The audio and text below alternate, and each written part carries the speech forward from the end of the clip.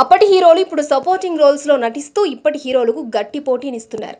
అలాంటి సీనియర్ నటుల నటన ఇప్పటి హీరోలకు ధీటుగా ఏమాత్రం పట్టు తగ్గకుండా ఉంటుంది. అలాంటి తరుణంలో అవకాశాలు కూడా ఆ సీనియర్ హీరోలకు దూరమయ్యాయి. ఇంతకీ ఆ సీనియర్ నటుడు ఎవరు అనే కదా మీ సందేహం? అతనేనండి hero come villain come supporting నటుడు సురేష్. హీరోగా విలన్ గా మెప్పించిన ఈయన ప్రస్తుతం సపోర్టింగ్ రోల్స్ లోనే హీరోలకు సమానంగా తన నటనను చూపిస్తున్నాడు.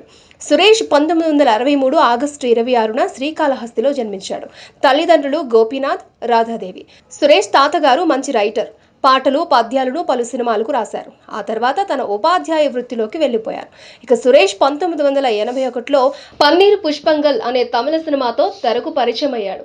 అదే ఏడాది తెలుగు ప్రేక్షకులను రామదండు సినిమాతో పలకరించాడు. మొదటి సినిమాతోనే తన నటనతో అదరగొట్టడంతో అటు తెలుగులో ఇటు తమిళ్లో వరుస అవకాశాలు క్యూ కట్టాయి. ఒక పక్క హీరోగా చేస్తూనే మరో పక్క నెగిటివ్ రోల్స్ లో అభిమానులను అలరించాడు. నటన ఒక్కటే కాకుండా 2002లో రాఘవ అనే సినిమాతో నిర్మాతగా మారాడు. అంతేకాకుండా పలు సినిమాలకు ఈయన డబ్బింగ్ ఆర్టిస్ట్ గా కూడా పనిచేశారు. సురేష్ మొదటి భార్య పేరు అనిత.